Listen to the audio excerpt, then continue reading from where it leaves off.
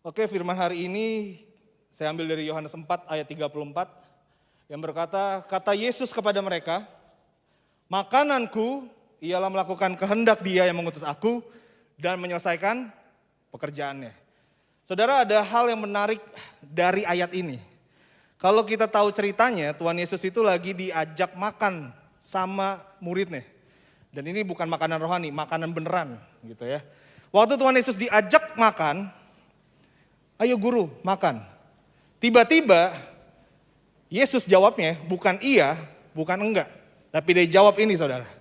Makananku ialah melakukan kehendak Tuhan. Kelihatannya enggak nyambung. Kelihatannya enggak make sense. Tapi sebenarnya ada sesuatu yang mau Tuhan sampaikan ke murid-muridnya dan ke kita hari ini. Di dalam ayat ini, sebenarnya Tuhan Yesus sedang mengajarkan kita bahwa melakukan kehendak Tuhan itu adalah yang utama dan terutama. Urusan dunia bisa belakangan, tapi urusan kehendak Bapa harus didahulukan. Ini bicara soal prioritas saudara. Dan hari ini kita akan belajar dari Tuhan Yesus bagaimana menjadikan kehendak Tuhan itu makanan buat kita. Nah saudara, kalau bicara makanan, makanan itu punya dua fungsi untuk kita. Fungsi yang pertama adalah untuk kita bertahan hidup. Studi menunjukkan bahwa manusia itu tidak akan bertahan atau paling lama bertahan itu tanpa makanan, itu hanya 1-2 bulan saudara. Selebihnya itu tergantung dari kekuatan masing-masing. Kalau kayak istri saya kurus mungkin 1-2 bulan, tapi kalau kayak saya bisa lebih saudara. Jadi tergantung. Jadi makanan itu sangat esensi buat manusia. Makanya ada kejadian di tahun 72, kecelakaan pesawat yang akhirnya membuat pesawat itu ngestak atau terjebak di gunung es. Yang selamat, waktu diwawancara kok bisa selamat? Caranya adalah dengan makan mayat teman-temannya. Akhirnya orang untuk selamat, dia merelakan segalanya. Dan ini pun terjadi di Alkitab. Di 2 Raja-Raja kalau Anda baca waktu Samaria dikepung sama musuh. Seorang ibu tega makan anaknya sendiri. Kenapa? Karena kelaparan. Nah artinya makanan itu sangat esensi bagi manusia. Kita gak bisa dipisahkan dari makanan. Dan manfaat yang kedua, makanan itu membuat kita bertumbuh. Seorang bayi dari umur 0 sampai 6 bulan bisa dikasih ASI terus. Tapi kalau udah 6 bulan ke atas harus dikasih makanan saudara. Namanya MPASI, makanan pengganti ASI. Kenapa? Biar bertumbuh, biar gizi-gizinya cukup. Nah saudara, jadi ada 2 fungsi makanan buat kita, yaitu untuk hidup dan untuk bertumbuh. Dan saudara garis bawah ini nih, dan itulah yang terjadi saat kita jadi pelaku firman Tuhan. Saat kita melakukan firman Tuhan, kita akan hidup dan kita akan bertumbuh. Karena melakukan firman Tuhan adalah makanan kita. Boleh next. Makanya saat kita jadi pelaku firman Tuhan, kita gak akan mati saudara. Kita gak akan menyusut. Tapi justru kita akan hidup dan kita akan bertumbuh. Nah bicara soal kehidupan, apa yang dimaksud? Hidup di sini apa yang dimaksud saudara? 1 Yohanes 2 ayat 17 berkata, dan dunia ini sedang lenyap dengan keinginannya. Tetapi orang yang melakukan kehendak Allah tetap hidup selama-lamanya. Kehidupan di sini bukan bicara kehidupan sehari-hari saudara. Tapi ini bicara soal hidup yang kekal. Yang semua orang akan menuju ke sana. Dan pilihannya cuma 2. Kalau nggak surga, neraka. Nggak ada tengah-tengahnya.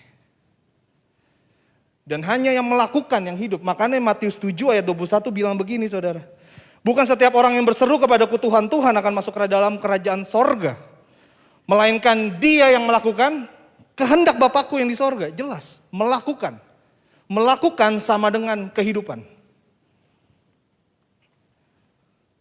Makanya gak jaminan saudara. Orang Kristen dari kecil, itu benar-benar orang Kristen. Gak jaminan. Hanya karena seseorang itu hebat pelayanannya, khotbahnya jago, bisa nyembuhin orang sakit, bernubuat, berbahasa rohnya jago, enggak jaminan masuk surga.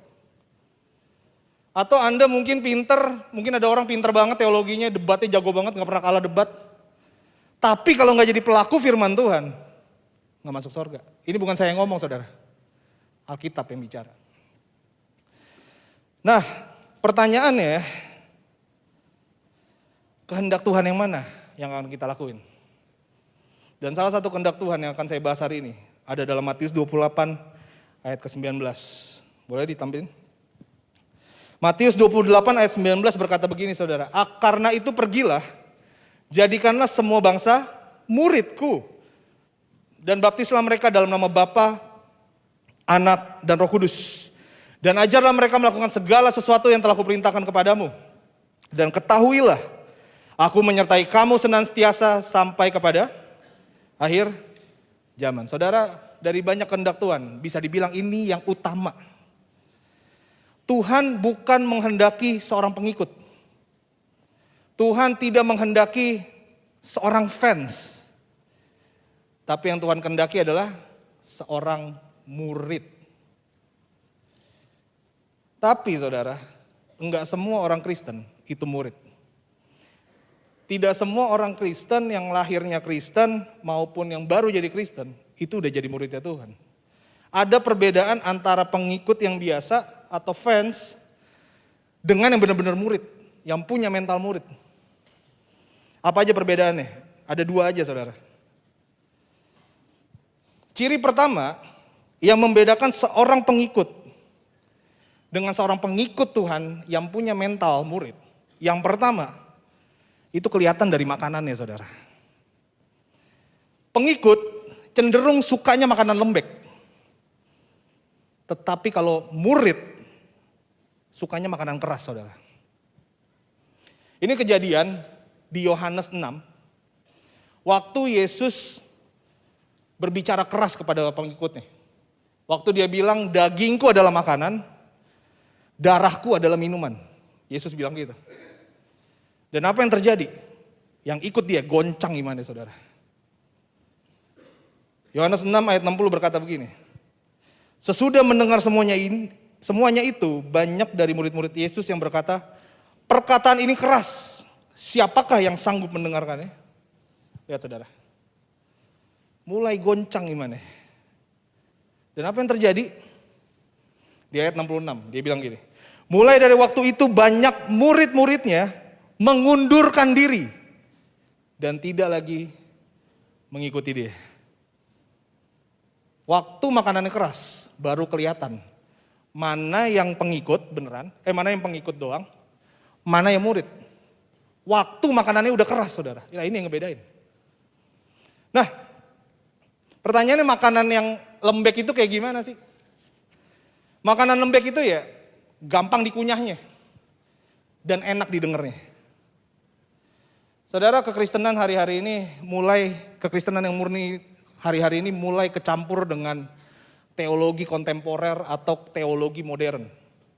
Dan salah satu pengajarannya itu adalah namanya teologi positive thinking. Ini bukan positive thinking psikologi, saudara ya. Ini positive thinking teologi.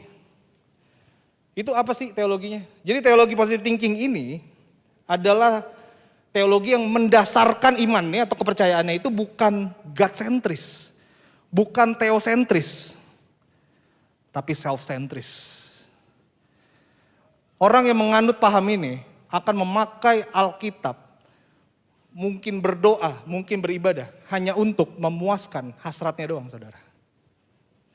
Saya ngomong ini karena saya beli bukunya. Dan bukunya laku keras.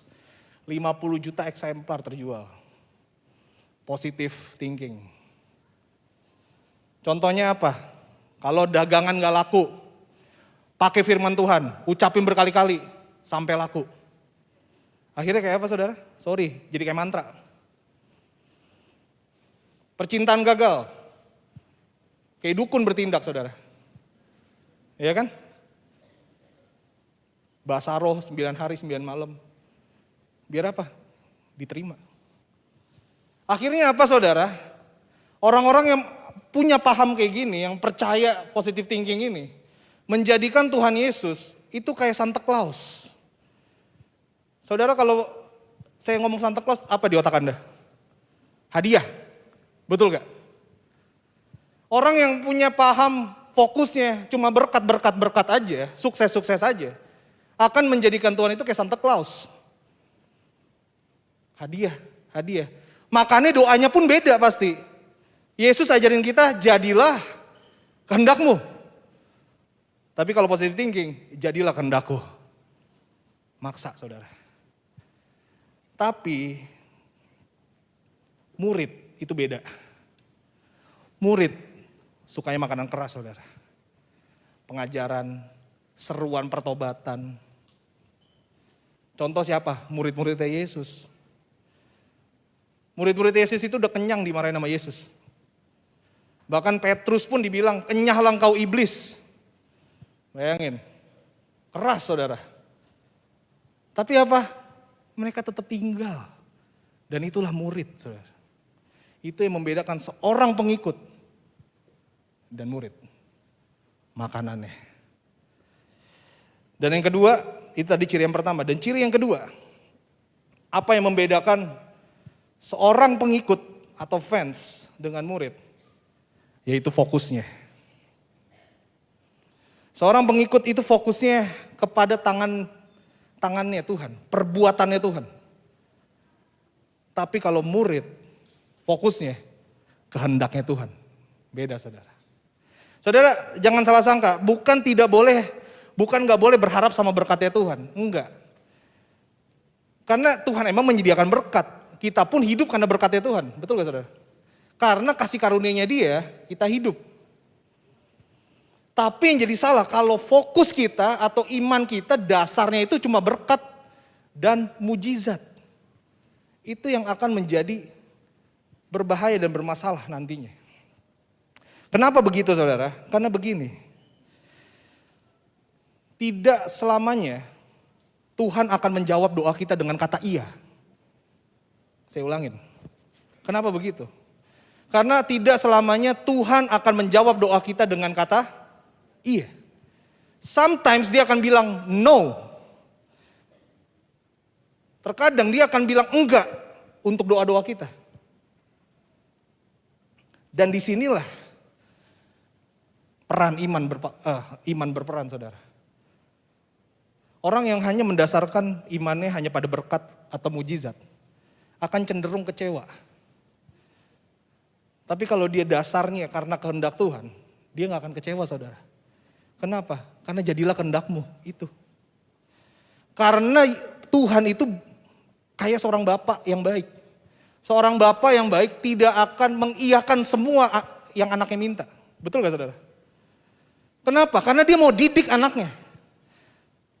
Terkadang didikan paling baik itu adalah saat berkata tidak pada anak. Anak saya masih 1 tahun. Kebetulan karena anak 1 tahun itu cowok. Gak tahu kenapa kok suka banget megangin stop kontak listrik. Saya gak tahu kenapa tuh. Apa semua anak cowok begitu, apa semua anak bayi ya?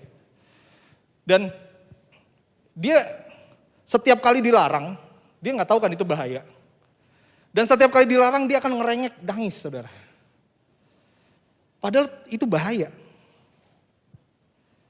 Tapi kalau saya jahat, kalau saya cuma pengen, ya udahlah biar dia nggak nangis, saya pasti akan biarin dia megang stop kontak. Betul nggak, saudara?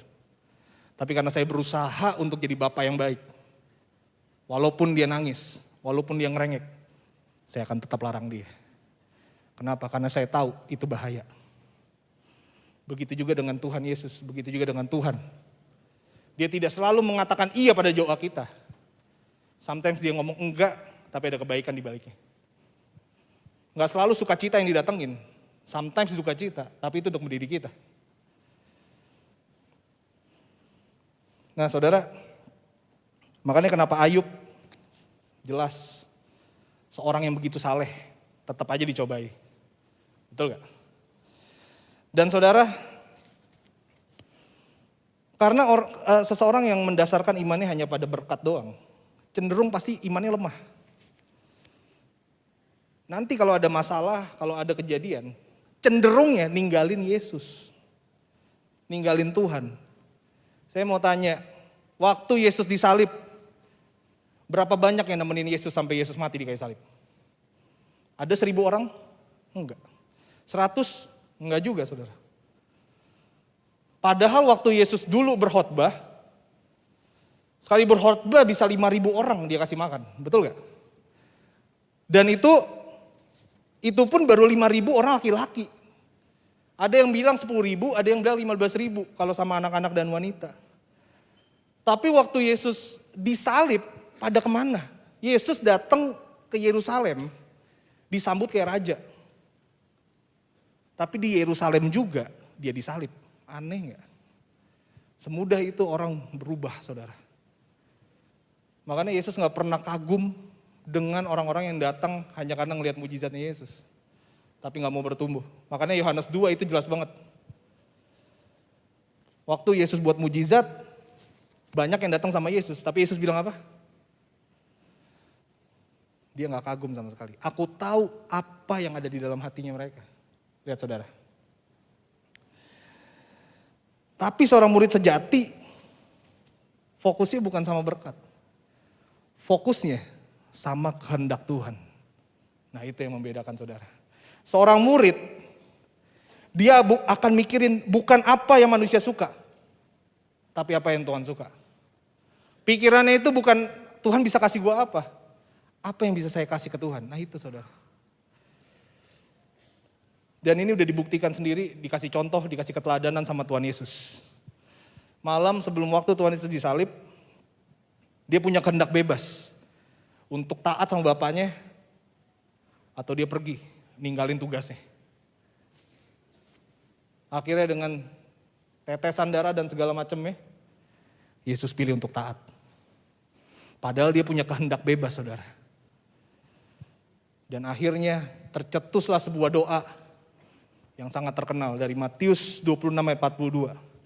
Lalu ia pergi untuk kedua kalinya dan berdoa katanya, ya Bapakku, jikalau cawan ini tidak mungkin lalu, kecuali apabila aku meminumnya, jadilah kehendakmu. Lihat. Dan itulah mental murid. Bukan jadilah kehendakku, jadilah kehendakmu. Nah saudara, jadi hari ini kita belajar, ada 2 ciri-ciri murid. Yang pertama itu akan terlihat dari makanannya, dia akan lebih suka cenderung makanan yang keras saudara. Dan yang kedua, fokusnya bukan kepada tangannya Tuhan, perbuatannya enggak, tapi kehendaknya Tuhan. Dan yang terakhir, boleh saya minta pemain musik? Saat kita menjadi murid, Alkitab mengajarkan saat kita mengikuti Yesus dengan baik, dengan benar, Alkitab berkata akan ada upah yang menanti. Saat kita menjadi murid, ada upah seorang murid yang akan menanti. Matius 10 ayat 38 sampai 39 bilang begini, barang siapa tidak memikul salibnya dan mengikut aku, ia tidak layak bagiku. Barang siapa mempertahankan nyawanya, ia akan kehilangan nyawanya. Dan barang siapa kehilangan nyawanya karena aku, ia akan apa saudara? Memperolehnya. Saudara, ikut Yesus itu kayak pikul salib. Seberat itu memang. Kalau kita benar-benar ikut Yesus, kenapa? Karena kita harus mendahulukan Yesus Tuhan di atas segala-galanya. Kita harus mendahulukan Tuhan di atas keluarga kita. Kita harus mendahulukan Tuhan atas pekerjaan kita. Bukan berarti menelantarkan saudara, enggak. Tapi kita harus belajar mencintai Yesus, Tuhan, lebih dari apapun. Itu dia. Dan bicara soal nyawa, nyawa itu tidak berarti harus napas, enggak. Nyawa, ini bisa diartikan sebagai sesuatu yang kita anggap berharga, saudara. Sesuatu yang kita anggap kita nggak bisa hidup tanpa itu. Dan setiap nyawa orang itu beda-beda. Mungkin harta, tahta, keluarga atau apapun itu saudara. Tapi Tuhan berjanji waktu kita kasih nyawa kita, Tuhan akan kasih nyawa yang baru saudara. Saya kesaksian sedikit soal ini. Saya ini pelayanan udah dari kelas 3 SMP saudara. Udah lama banget. Ini depan teman-teman pelayanan saya, saudara. Kita dari kecil udah bareng pelayanan. Tapi saudara, belum sampai 10 tahun, saya kasih nyawa saya ke Tuhan. Saudara, yang saya anggap berharga di hidup saya, itu adalah kebebasan saya. Kehendak bebas saya, itu sangat berharga buat saya. Orang yang tahu saya pasti tahu betapa bebasnya saya. Saya gak suka dikekang, saya gak suka dibilangin orangnya. Ya, rebel lah. Sampai berapa tahun yang lalu, ada desakan dalam diri saya untuk kasih apa yang berharga buat saya ke Tuhan. Awalnya berat, tapi lama-lama saya lunak dan saya kasih kehendak bebas saya buat Tuhan. Dan apa yang terjadi saudara? Waktu saya kasih nyawa saya buat Tuhan, seperti janjinya, barang siapa kehilangan nyawanya karena aku, ia akan apa? Memperolehnya. Dan hari ini kalau Anda lihat saya berdiri di sini, ini adalah nyawa baru saya, saudara. Saat saya kehilangan nyawa saya yang lama, Tuhan ganti dengan nyawa yang baru. Makanya Matius 5 ayat 11 dan sampai 12 berkata begini. Berbahagialah kamu jika karena aku kamu dicela dan dianiaya. Dan kepadamu difitnahkan segala yang jahat. Bersukacitalah dan bergembiralah. Karena upahmu besar di sorga. Sebab demikian juga telah dianiaya nabi-nabi yang sebelum kamu. Lihat saudara. Apapun yang kita lakukan buat Tuhan, itu gak akan kembali dengan sia-sia. No, saya udah buktikan sendiri di hidup saya. Dan apa yang kita dapatkan hari ini? Boleh next. Ada 3 kesimpulan. Yang pertama, melakukan kehendak Tuhan, itu seperti makanan saudara. Buat kita. Yang tidak akan pernah membuat kita mati dan menyusut, tapi justru akan hidup dan bertumbuh. Yang kedua, Tuhan gak pernah menghendaki seorang fans, tapi dia yang menghendaki adalah murid. Dan yang terakhir, kehilangan nyawa karena Tuhan akan digantikan oleh nyawa yang baru dari dia. Saudara, saya akan tutup khotbah ini dengan sebuah renungan. Saudara, mungkin mau curhat sedikit ya.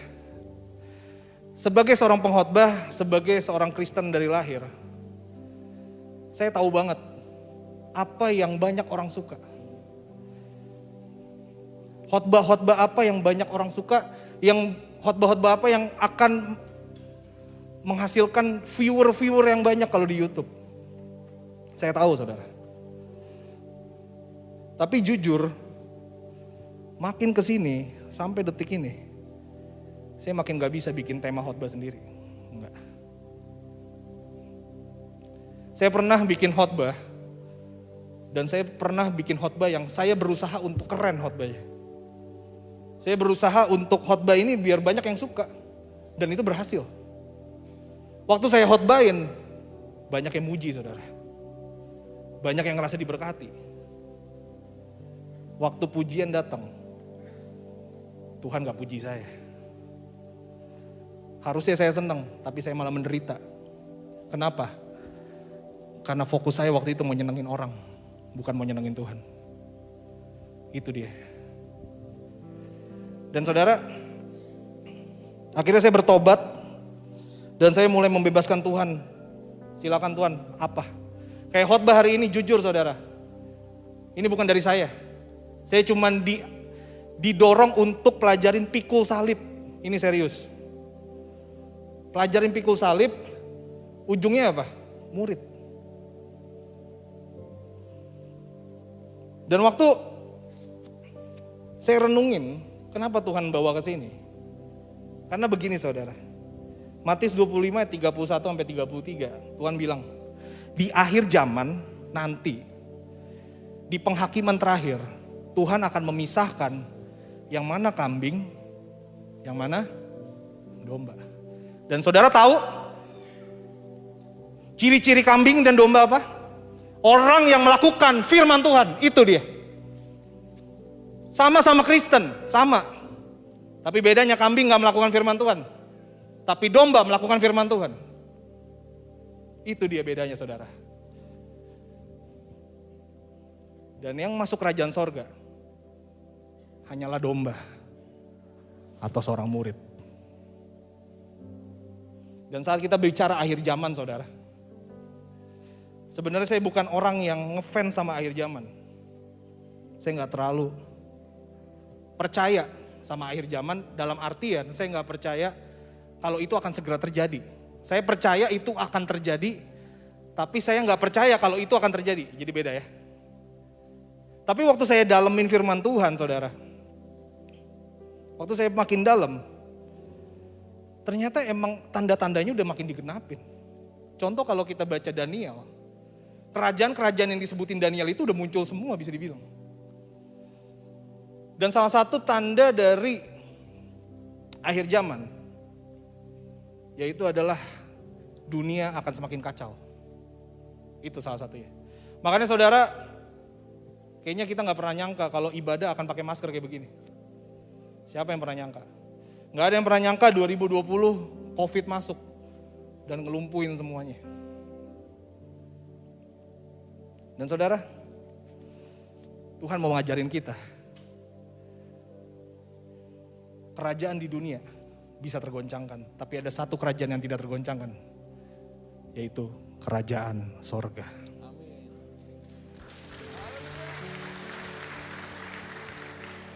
Dan saudara, di akhir zaman ini godaan akan semakin banyak, semakin banyak. Tapi saya cuma mau kasih tahu, hanyalah seorang murid yang bertahan sampai akhir.